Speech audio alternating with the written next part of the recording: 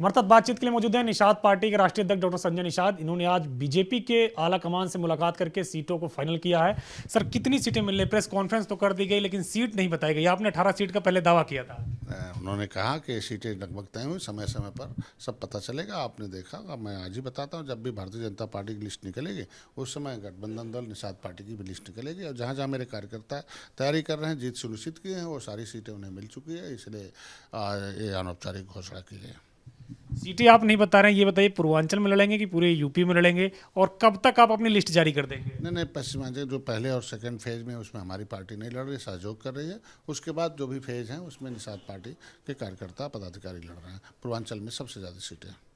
कब तक सीटों का ऐलान कर देंगे आपके पार्टी? और मैंने बताया ना, सीटों का सब होगा, जब जब भी लिस्ट निकलती रही जैसे जैसे फेज का, उसी तरीके से निषाद पार्टी की भी सीटें उसी के साथ घोषित होती रहेंगी। बीजेपी ने आपको क्या दायित्व दिया है? क्योंकि यहाँ पे प्रदेश का सारा नेतृत्व मौजूद था और केंद्र का सारा नेतृत्व मौजूद था। आपको क्या दायित्व दिया है कि किस तरीके से जाके प्रचार करना और कैसे बीजेपी के पक्ष में या अपने पक्ष में माहौल बनाना है? 2022 की जीत सुनिश्चित करना है। एनडीए ने जो सीट निर्धारित की है उससे अधिक जिताना है। बताना है कि भारतीय जनता पार्टी ने इस मछुआ समुदाय के लिए क्या किया है। जो अर्ध घुमंतु जो क्रिमिनल ट्राइब्स एक्ट से प्रभावित जातियां थी, वो 578 जातियां जो देश को कानून बनाकर अंग्रेजों ने उजाड़ा था, उनके लिए भारतीय जनता पार्टी ने क्या काम की है, कौन कौन से मुद्दे इनके सफल किए हैं। पिछड़ों के लिए पिछड़ा वर्ग आयोग को संविधान के दायरे में लाया है, और सबका साथ सबका विकास के, सबका विश्वास के नाम पर बिना भेदभाव के योजनाओं का लाभ दिया है।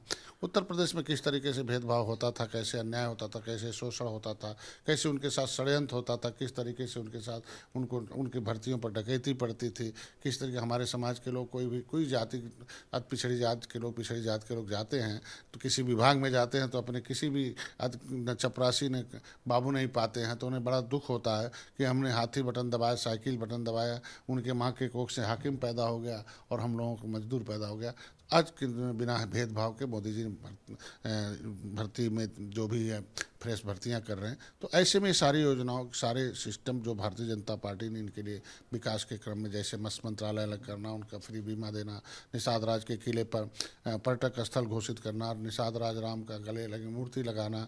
आज के दिन में जो समुद्री तट पर मछुआरे थे वो जाते थे, कभी कभी आधी तूफान आती थी, साइक्लोन आता था, वहाँ उनके साथ मिसहैपनिंग होती थी, मर जाते थे।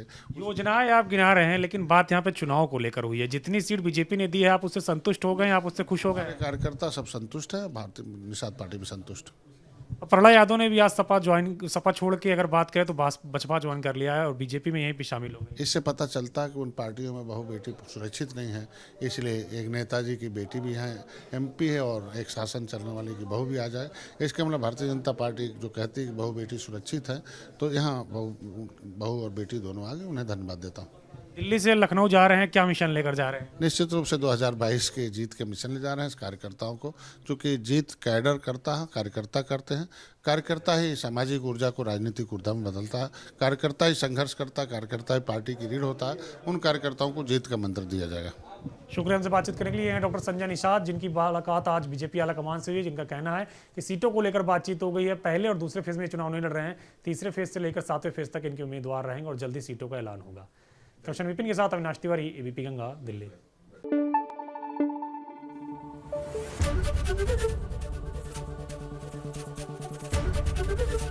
एबीपी गंगा, खबर आपकी, जुबान आपकी।